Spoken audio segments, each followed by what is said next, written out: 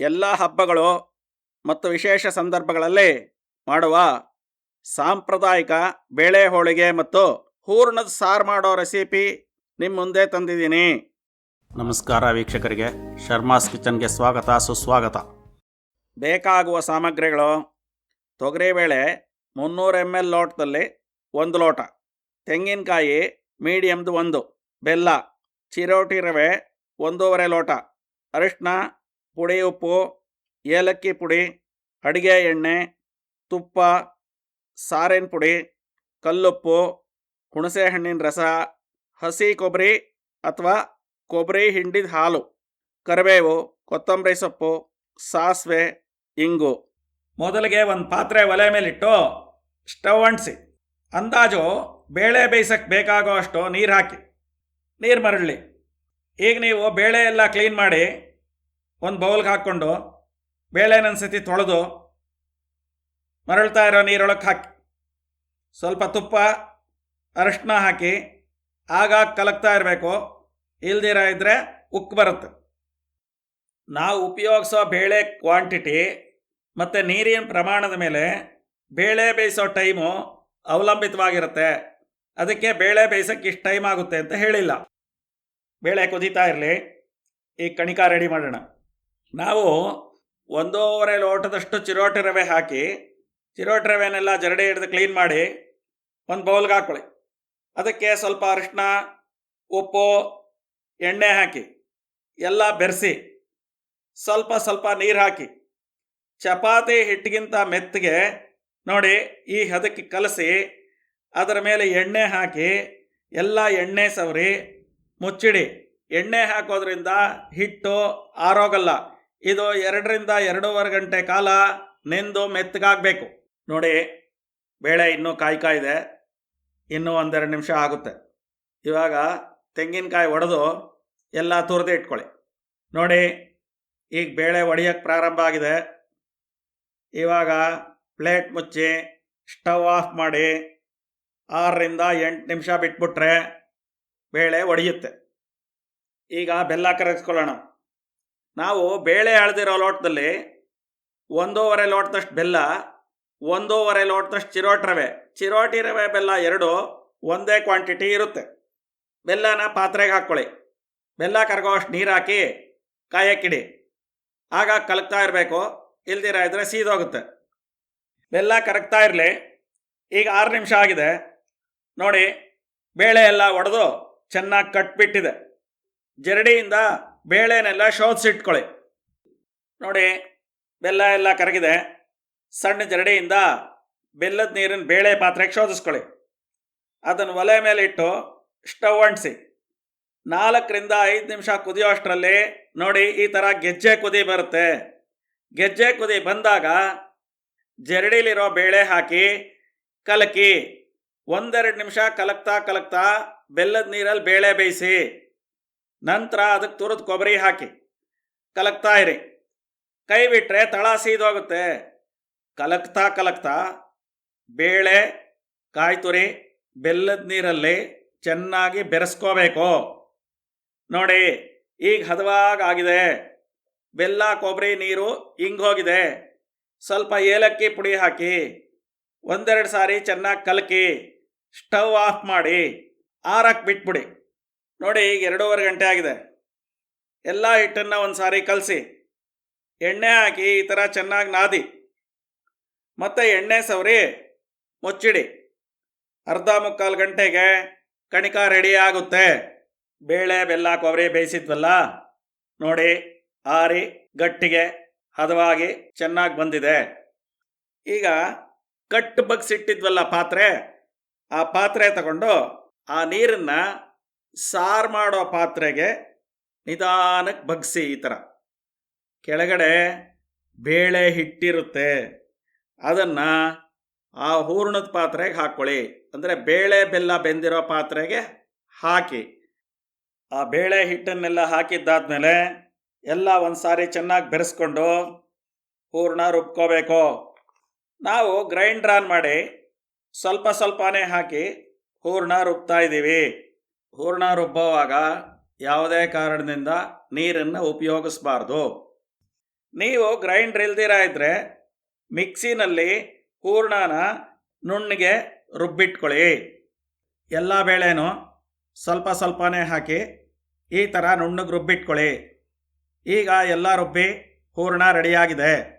ನಾವು ಹೂರ್ಣ ರುಬ್ಕೊಂಡಿರ್ತೀವಲ್ಲ ಗ್ರೈಂಡ್ರ್ ಅಥವಾ ಮಿಕ್ಸಿ, ಆ ಗ್ರೈಂಡ್ರಲ್ಲಿ ಒಂದು ಗಜನಿಂಬೆಕಾಯಿ ಅಂದರೆ ಒಂದು ಮೀಡಿಯಂ ಸೈಜ್ ಮೂಸಂಬಿ ಅಷ್ಟು ದಪ್ಪ ಹೂರ್ಣ ಉಳಿಸ್ಕೊಳ್ಳಿ.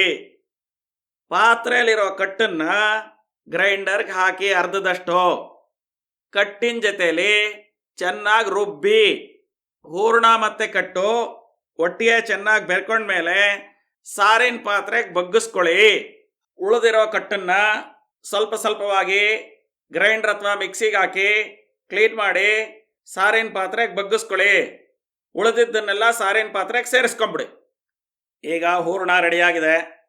ಮೊದಲು ನಾವು ಹೂರಣದ ಉಂಡೆ ಮಾಡ್ಕೊಳ್ಳೋಣ. ಉಂಡೆ ತಕ್ಷಣವೇ ಹೋಳಿಗೆ ಮಾಡದಿರ ಇದ್ದರೆ ಉಂಡೆ ತಟ್ಟೆ ಮೇಲೆ ಬೇರೆ ತಟ್ಟೆ ಮುಚ್ಚಿಡಬೇಕು. ಇಲ್ದಿರ ಇದ್ದರೆ ಹೂರ್ಣ ಆರಿ ಗಟ್ಟಿ ಆಗುತ್ತೆ, ನಾವು ತುಂಬಿಸೋದು ಕಷ್ಟ ಆಗುತ್ತೆ. ನಾವು ಹಾಕಿದ ಬೇಳೆ ಬೆಲ್ಲ ಕಾಯಿಂದ ಸುಮಾರು 25 ಉಂಡೆಗಳನ್ನು ಮಾಡ್ಕೊಂಡಿದ್ದೀನಿ. ನಿಮಗೆ ಎಷ್ಟು ಉಂಡೆ ಬೇಕೋ ಅಷ್ಟು ಮಾಡ್ಕೊಳ್ಳಿ. ನಾವು ಎಷ್ಟು ಹೂರಣದ ಉಂಡೆಗಳನ್ನು ಮಾಡ್ಕೊಂಡಿದ್ದೀವೋ ಅಷ್ಟೇ ಕಣಿಕದ ಉಂಡೆಗಳನ್ನು ಮಾಡ್ಕೊಳ್ಳಿ. ಅದರ ಮೇಲೂ ಒಂದು ತಟ್ಟೆನ ಮುಚ್ಚಿಟ್ಕೊಳ್ಳಿ. ಕಾವಲಿ ತೊಳೆದು ಸ್ಟವ್ ಮೇಲಿಟ್ಟು ಕಾಯಕ್ಕಿಡಿ. ಕಾವಲಿ ಕಾದ್ಮೇಲೆ ಲೋ ಫ್ಲೇಮ್ ಮಾಡಬೇಕು. ಈಗ ಒಬ್ಬಟ್ಟು ಮಾಡೋಕ್ಕೆ ರೆಡಿ ಮಾಡ್ಕೊಳ್ಳೋಣ.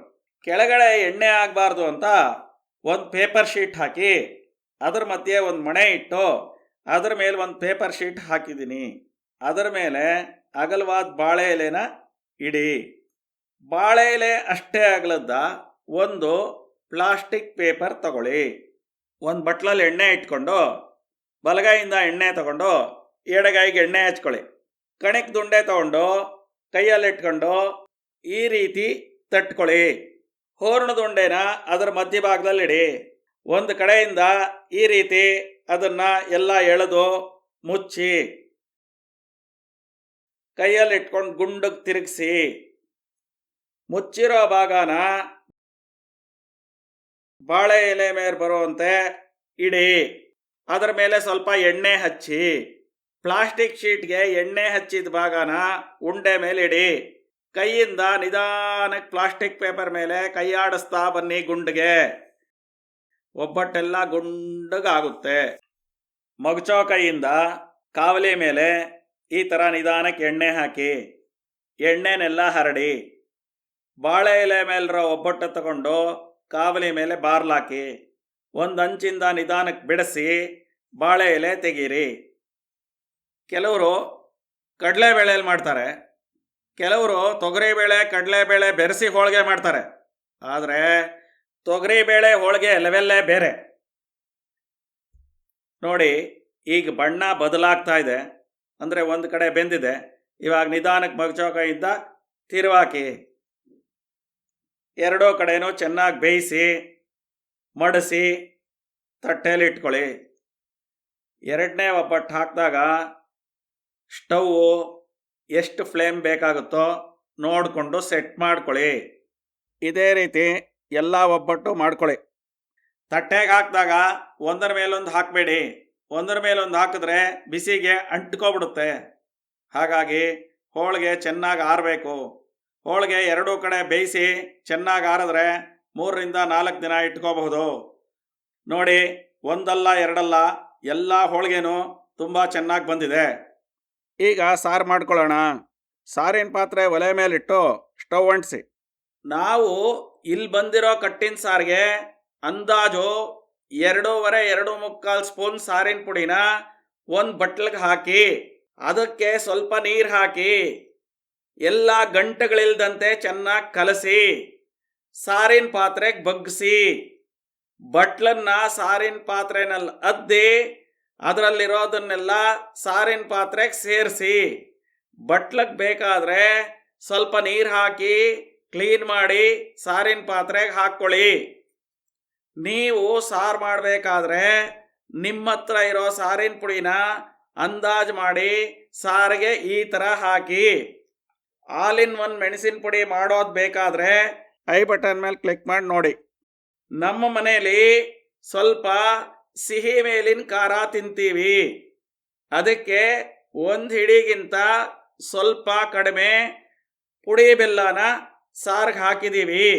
ನೀವು ನಿಮಗೆ ಬೇಕಾಗುವಂತೆ ಬೆಲ್ಲದ ಪುಡಿ ಹಾಕಿ, ರುಚಿಗೆ ತಕ್ಕಷ್ಟು ಉಪ್ಪು ಹಾಕಿ, ಸಾರಿಗೆ ಎಷ್ಟು ಬೇಕಾಗಿದೆಯೋ ಅಷ್ಟು ಹುಣಸೆ ಹಣ್ಣಿನ ರಸ ಹಾಕಿ.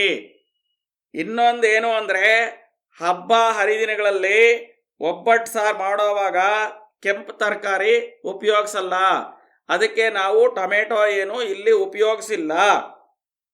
ಫ್ರೆಶ್ ತೆಂಗಿನಕಾಯಿ ಒಡೆದಿದ್ರಲ್ಲಿ ಅರ್ಧ ಹೋಳಲ್ಲಿ ಅರ್ಧ ಕಾಯಿ ತುರಿದು ಅದಕ್ಕೆ ಸ್ವಲ್ಪ ನೀರು ಹಾಕಿ ಚೆನ್ನಾಗಿ ಕಿವುಚಿ ಬಂದ ಕಾಯಿ ಹಾಲನ್ನು ಸಾರಿಗೆ ಬಗ್ಸಿ.